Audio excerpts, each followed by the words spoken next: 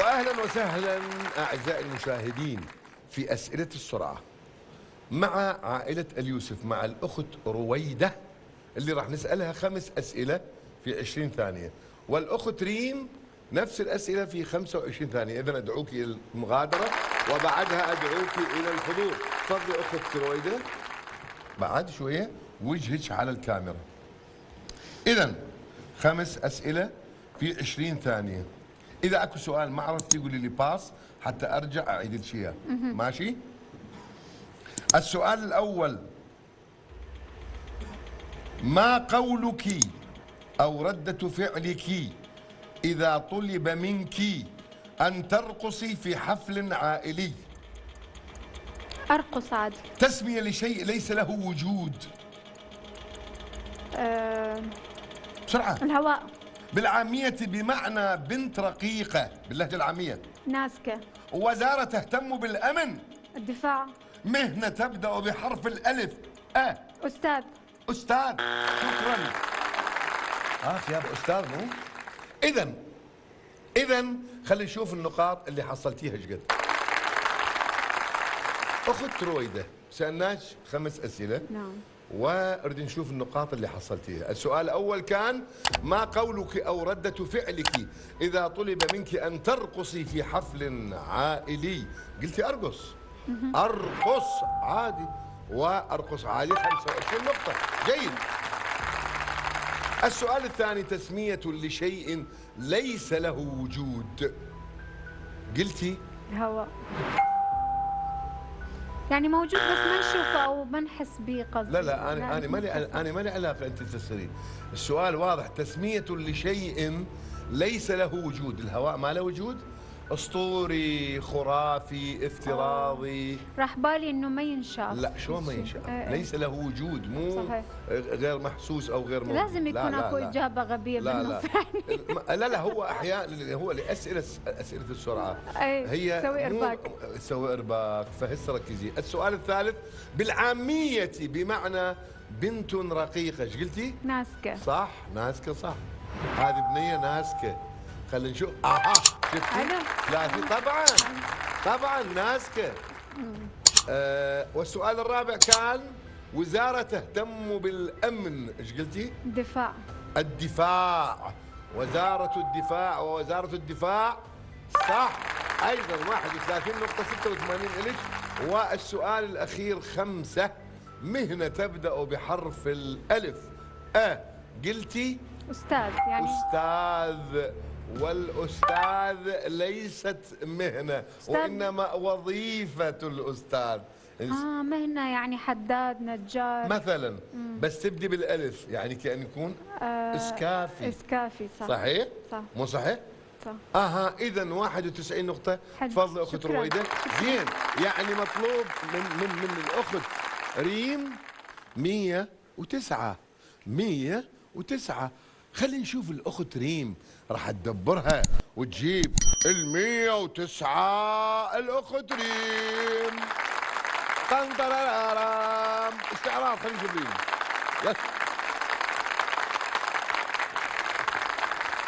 حلو رويدة.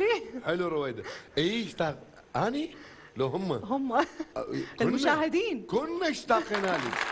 كنا. شكرا. يلا وقفي هنا ووجهك امام الكاميرا. تقربي بعد، قربي علي وتقدمي لي قدام. ممتاز. اسمعي صوتي بس. 91 نقطة اخذت رويدة. حلو. اريد منك 109 على 5 اسئلة في 25 ثانية. تمام. إذا طلع هذا الصوت، إذا سؤال ما عرفتي قولي لي باس حتى أرجع أعيد لك إياه. إذا طلع هذا الصوت أو أنا أقول لك غيري الجواب، غيري لأنه سبق وأن قالت رويدة. ماشي؟ يلا.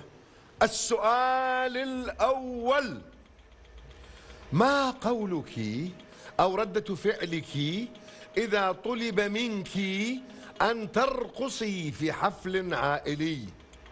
اوكي، ما عندي مشكلة. غيره.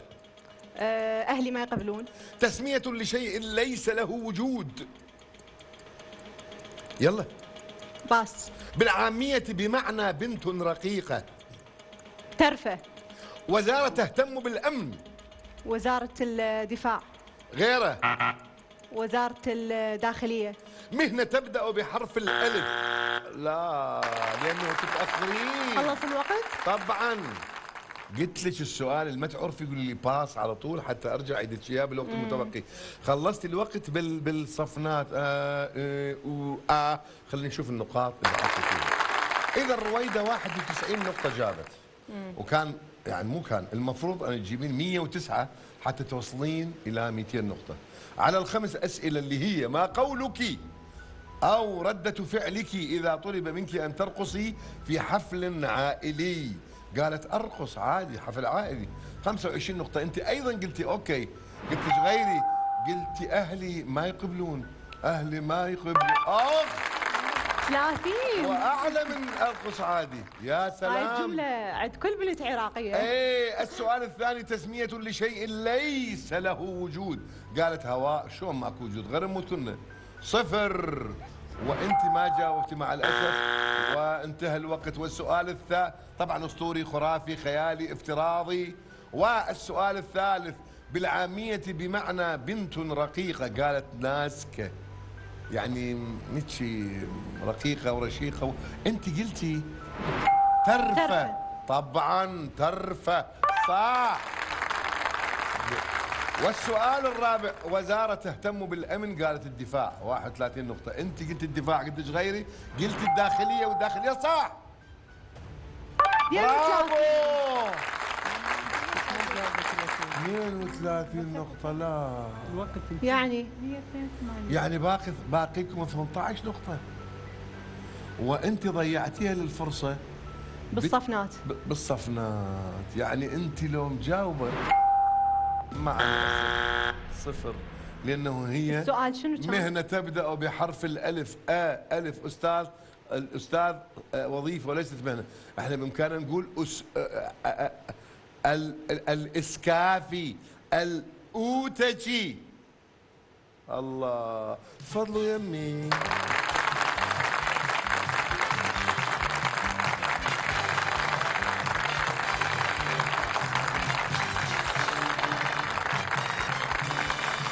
أعزائي المشاهدين، احنا ما نقول لهم مع الأسف، نقول لهم مبارك لكم تأهلكم لحلقة يوم غد مع عائلة عراقية جديدة.